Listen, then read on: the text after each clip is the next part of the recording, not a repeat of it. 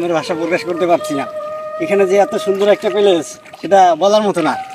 ঘন ঘন বৃষ্টির ফলে সুস্পষ্ট হয়ে ওঠে বর্ষার রূপ, আর জলাশয় খালবিলে ভরে ওঠে বর্ষার মৌসুমে পানিতে। প্রাকৃতিক রূপ সৌন্দর্যের কারণে এই শাপলা বিলের প্রাকৃতিক দৃশ্যটা অনেক সুন্দর লাগে।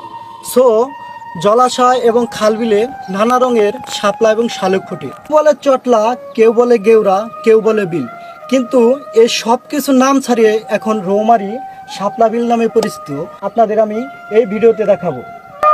বাংলাদেশের একমাত্র মর্যাদাপ্রাপ্ত জাতীয় ফুল হচ্ছে শাপলা ফুল।